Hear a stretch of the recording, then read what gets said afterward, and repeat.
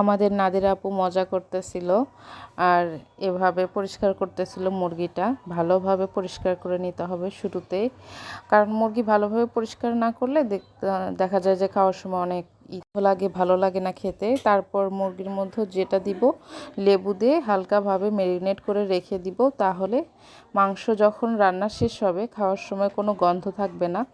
দেখা যায় যে ব্রয়লার মুরগিতে অনেক বেশি গন্ধ থাকে, বড় মুরগিতে বেশি গন্ধ থাকে আসলে।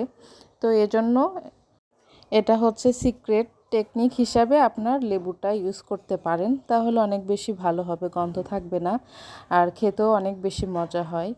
আর এভাবে রেখে দিলে দেখা যায় যে মাংসটার ভিতরেও লেবুটা সামান্য পরিমাণে যায়, কিন্তু এটা খাওয়ার সময় বোঝা যায় না যে লেবু 5 মিনিটের জন্য ভালোভাবে ম্যারিনেট করে রেখে দিব।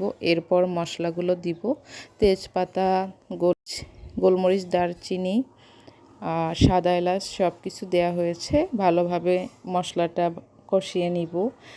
লবণটা দিলে হয় কি, তাহলে তাড়াতাড়ি দেখা যায় যে মশলাটা কষানো হয়ে যায়।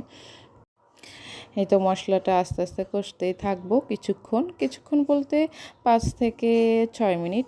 তারপরে দিয়ে দিব হলুদ, লবণ তো দেয়া হয়েছে, মরিচ দিব, তারপর এই তো দেওয়া হলো ধনিয়ার গুঁড়াটা। আমরা আসলে বেশিই খাই, কারণ সবাই খুব বেশি পছন্দ করে ধনিয়ার গুঁড়াটা।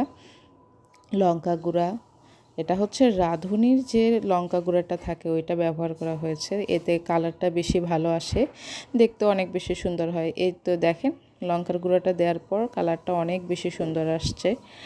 আর যে জিনিস দেখতে ভালো হয় সে জিনিস খেতেও ভালো হয়।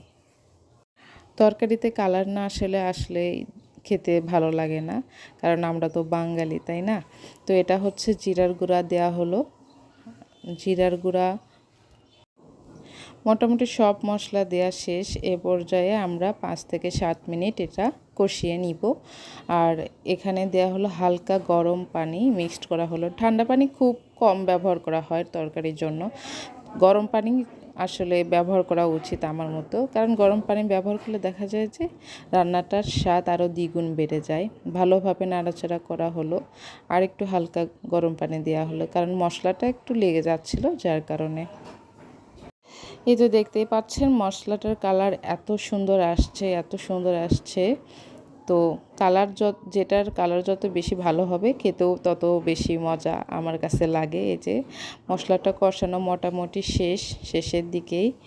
আর এখন দিব মুরগির মাংসটা, দিলে কিছুক্ষণ কষিয়ে নিতে হয় মুরগির মাংসটা। কিছুক্ষণ বলতে মাংস দেখা যায় যত বেশি কষাবেন রান্না তত বেশি মজা হয়।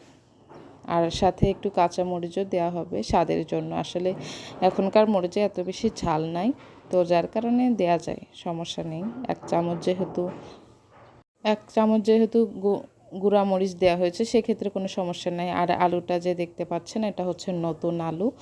আর নতুন আলু তো এই জন্য আমাদের বাসায় মোটামুটি সবাই আলু খেতে বেশি পছন্দ করে, তো যার কারণে আলুটা একটু বেশি দেওয়া হয়েছে। তো এতে আপনারা যদি না খান আপনারা দিবেন না। আর এটা হবে সর্বোপরি মুরগির ঝোল। হ্যাঁ, তো 5 থেকে 10 মিনিট হালকা কষিয়ে নিব, তারপর একটু নাড়াচাড়া দিব, না হলে দেখা যায় কি মুরগির মাংসটা নিচে লেগে যেতে পারে।